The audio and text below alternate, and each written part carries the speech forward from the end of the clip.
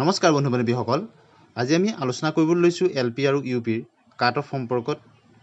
বিশেষতঃ নতুনকৈ যি LP আৰু UPত 4500 পোষ্টৰ বিজ্ঞাপন হ'ব সেই সম্পৰ্কত বহু প্ৰাৰ্থী আছে যিসকলে তেওঁলোকে CTET দি তেওঁলোকৰ নম্বৰ বৃদ্ধি কৰিছে আৰু বহুতে এইবাৰ DLED ফাইনেল ইয়েৰতো আছে বা ATET উত্তীৰ্ণও আছে যিসকলে আবেদন কৰিম বুলি ভাবিছে।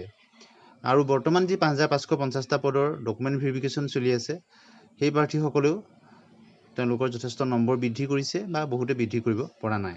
গতিকে আগন্তুক যিটো নতুনকৈ বিজ্ঞাপন হ'বলৈ গৈ আছে, নতুনকৈ নিযুক্তি হ'বলৈ গৈ আছে, সেই সম্পৰ্কত বহু প্ৰাৰ্থী যিহেতু তেওঁলোকৰ CTETৰ নম্বৰ তেওঁলোকে বৃদ্ধি কৰিছে। গতিকে আমি এই সম্পৰ্কত আপোনালোকৰ পৰা কমেণ্ট ছেকশ্যনত আপোনালোকৰ নম্বৰ জানিব বিচাৰিছোঁ। আপোনালোকে যদি ATET আৰু CTET দুইটাই পাছ হৈ আছে তেতিয়া যিটোত নম্বৰ বেছি আপোনালোকে সেই নম্বৰটো জনাব। LP ক্ষেত্ৰত হ'লে LP আৰু UP আপোনালোকে জনাব। আৰু লগতে আপোনালোকৰ যিটো কেটেগৰী, অৰ্থাৎ যদি জেনেৰেল কেটেগৰী হয় তেতিয়া লিখিব নালাগে, যদি ৰিজাৰ্ভ কেটেগৰী হয় OBC MOBC আপোনালোকে যিটো কেটেগৰী হয় উল্লেখ কৰি দিব।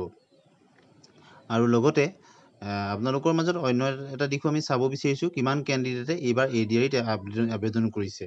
গতিকে যিসকলে ADREত আবেদন কৰিছে তেওঁলোকে নম্বৰটো জনোৱাৰ লগতে যদি আবেদন কৰিছে আপোনালোকে কমেণ্টত জনাব, আৰু যদি কৰা নাই তেতিয়া নজনালেও হ'ব।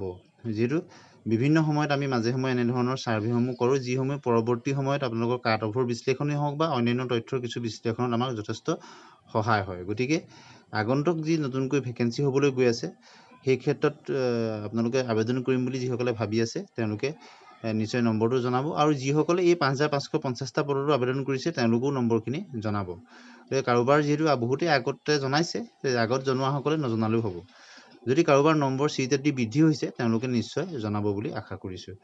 গতিকে বিশেষতঃ এই দুটা বিষয়, নতুনকৈ কাৰোবাৰ নম্বৰ বৃদ্ধি হৈছে নেকি বা আপকামিং ভেকেঞ্চি যিসকলে নতুনকৈ উত্তীৰ্ণ হৈছে, কোনোবাই BEd উত্তীৰ্ণ হৈ আছে, CTET তেওঁলোকে IME পাছ কৰি আছে, গতিকে আৰু কোনোবা DLEDৰ এইবাৰ 4th চেমত আছে, গতিকে তেওঁলোকেও নম্বৰ জনাব পাৰিব CTET তেওঁলোকে উত্তীৰ্ণ হৈ আছে।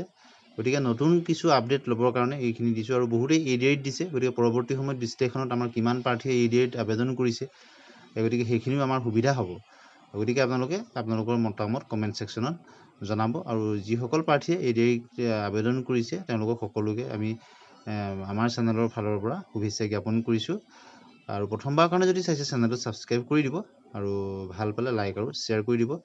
আমি আপোনালোকৰ কমেণ্টসমূহ যথেষ্ট গুৰুত্ব সহকাৰে চাওঁ, আৰু আপোনালোকৰ পৰা তথ্যখিনি পৰৱৰ্তী সময়ত বিভিন্ন বিশ্লেষণৰ সময়ত কিন্তু যথেষ্ট সহায়ক হয়। আৰু নতুন যি এতিয়া 5550টা পদৰ যি ভেৰিফিকেশ্যন চলি আছে, পৰৱৰ্তী সময়ত বহুতে জানিব বিচাৰিছে যে ফ্ৰেছসকলৰ কাৰণে যিসকলৰ এক্সট্ৰা কাৰিকুলাৰ এক্টিভিটি নাই তেওঁলোকৰ কাৰণে কেতিয়াকৈ হ'ব। গতিকে এই সম্পৰ্কত কিন্তু DW ফালৰ পৰা কোনো অফিচিয়েল নটিফিকেশ্যন প্ৰকাশ পোৱা নাই। প্ৰকাশ পালে আপোনালোকক জনাবলৈ চেষ্টা কৰিম। আজিলৈ আহোঁ।